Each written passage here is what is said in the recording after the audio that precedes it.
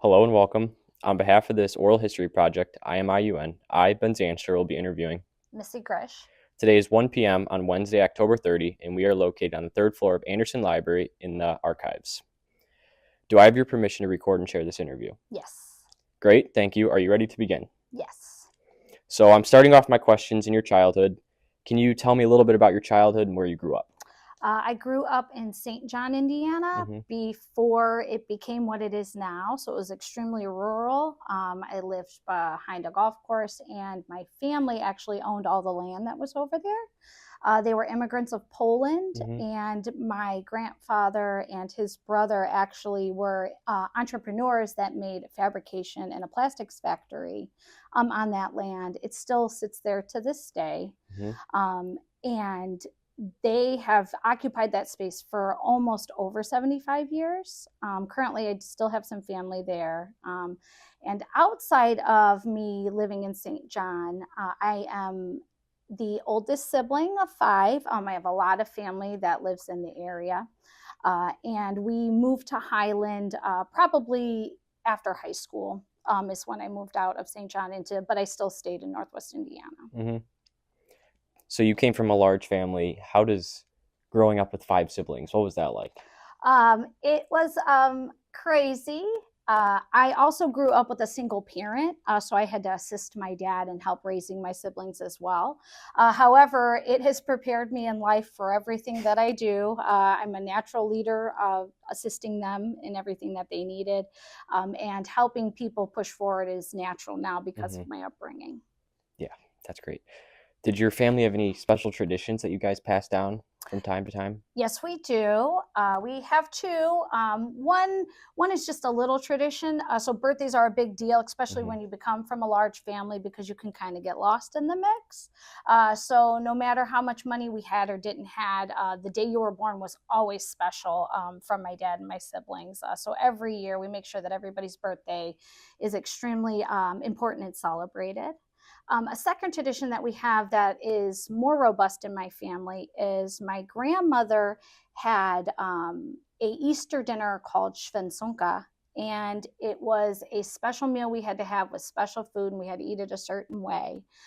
She has passed, but my siblings and I try the best we can to keep it going, and every Easter we get together and have this meal together and just enjoy company.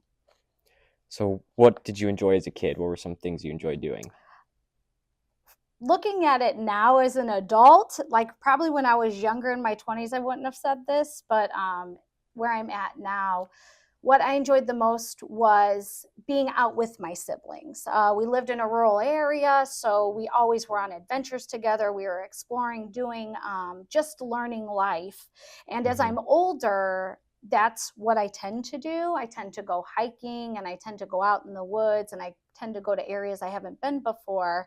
And I think it relates to when I was younger, because that was just the best part. Growing up was just hanging out with them and going to do things we've never done. Now I'm going to transition a little bit into your early education. What high school did you attend, and were you part of any clubs, sports, band, anything like that? I attended Lake Central High School. My graduating class was of the 2000s. This was when Lake Central started to add on to the historical, I think it was like Dyer Central High. And so this was when it first started to be developed. So there were a lot more students when I graduated than previous years. I didn't belong to any clubs, because it was just, I came from a small Catholic school of 20 kids to like a graduating class of 1,000. So I was just trying to survive at the time. So how did you adjust from going from a little small school to a school like Lake Central? I found the kids that I went to the small school with, and I expanded a little bit, but I always like held them in my pocket to have the comfort of the small school while trying to explore, we called it the big city. Yeah. Did you have a special teacher at Lake Central that influenced you in any way?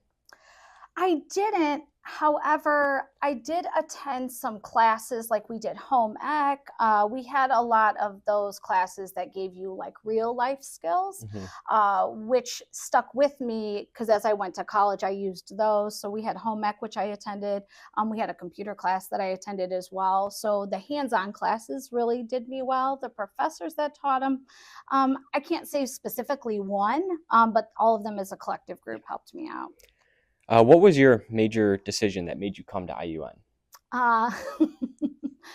I was a single mom very young, and I worked in a factory, and I just couldn't do it anymore, right? Like I couldn't support a kid and figure it out. So I literally said, what was the highest paying job at that time? And it was a data analyst. And I said, well, that's what I'm going to be because that's the money I need.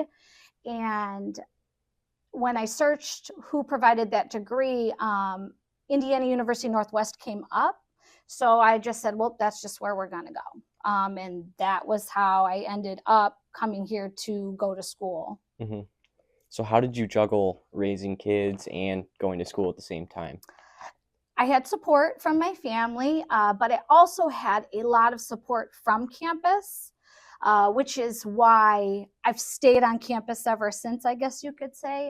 I had a lot of professors here who accepted me bringing my kid to the evening classes. They were understanding when like work had to be a little bit delayed. They were extremely supportive. And they also made me feel like I was a part of something and not just a student attending a class. What major did you decide to pursue? I ended up being in the computer information system. So I ended up getting a computer degree. Am I a data analyst? No. But I did take a different direction. And I took that degree, got an internship here on campus, and I've been with the IT department ever since. So how did you find an internship on campus? So internships are available through the Career Center, also through individual departments, they advertise them. So at the time, which was like 15 years ago, the IT department was just advertising that they needed help. And so I just applied for it. And the nice thing was it counted towards my degree for a credit. And so I just stayed on. And because of the work I did and the work that I liked doing, I just stayed, and then they eventually hired me. Were you associated with any clubs or extracurricular activities on campus? When I was a student, no. As a staff member, absolutely so, because I really enjoy helping a student like my professors helped me. So I ended up supporting the first like video game club that they had here, which was really great because students like that really want to stay and thrive, and they just need someone to support them from campus. So I did that, and that was exciting. Can you explain a little bit about the video game club? I've never heard of it. So yes, there is currently one on campus now. Before, there was just a bunch of students that wanted to get together. That's all that they wanted to do. They needed a space to do it. And the way that clubs work on campus is you have to have someone from campus, either faculty or staff, support you in your club. And they were at an orientation just trying to get someone to support them. And I was like, I'll support you. And the really great thing about that club at the time was it was extremely diverse. People have stereotypes when you hear video games and the people that play them. This club was not that. There were all kinds of races and genders, age gaps of all kinds that attended this club. And it was just really nice to watch the students just come together for a shared idea and a theme. What advice can you share with any future students or current students here at IUN? To take advantage of what's going on campus, and to ask. You don't know what you don't know. And so if you reach out to someone to say, you know, I'm interested in a club, or I'm looking for an internship, or what does the campus offer me? People are willing to share anything, and they're also willing to go the extra mile to help you. So it's just to put it out there a little bit, and you'll be amazed at what you get back. So you mentioned you decided to stick around on campus and work here. What stuck out to you, and what made you want to do that? It's the campus. We are our own culture. Everybody that is here has some type of story like this to share that keeps them here. So for me, it keeps me here because I was helped so greatly that I just feel like I'm always paying my dues to give back to campus. I enjoy our campus culture. Everyone that's here knows that we're here to help each other, to thrive. And I will just continue to stay here probably until they kick me out, just to help with that campus culture and cultivate it and make sure that everybody feels welcome. So what is your favorite aspect of your job? My favorite aspect of my job is I'm a problem solver. I enjoy solving all the problems.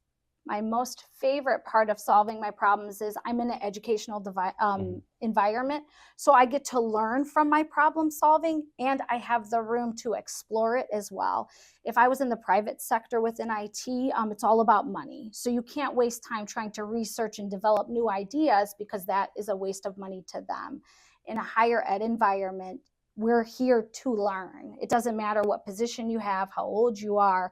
We are lifetime learners, and my position allows me to learn and then to give back to campus on whatever I've learned or I've solved. I can give back then to devote it here.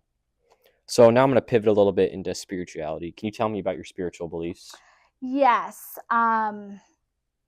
My spiritual beliefs are a little unique. I was raised to be Roman Catholic. I don't agree with some of those statements now being an adult. However, I do believe in like a higher being of God or the universe or things like that. My beliefs do come into my life daily because I have that instilled in me to do better or to make sure that I'm doing the greater good for someone else. And so I enact on those on a daily basis. So you would say you still use parts of those beliefs every day in your life still? Yes. Next, I'm going to pivot a little bit into hobbies. What are some things you like to do for fun? Some things I like to do for fun. I like to say I'm a planter and not a gardener because, you know, most of my things die. But I try my best. So I like to be outside a lot, especially when I'm in all day dealing with technology and such harsh items. When you go outside into the earth, right, everything is natural and soft and welcoming. So I like to be outside and do as much of that as I can.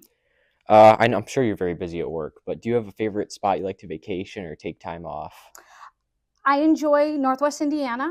I do. I didn't realize that people in the United States don't have such a large free body of water by them. And so I go to the dunes quite often. So I really use like my local resources that I have. Up there, you can go to Michigan, right? You can go to Illinois, and it's only 20 minutes away. And not only that, you're escaping the city and the busy life for just some peace and quiet. Yeah.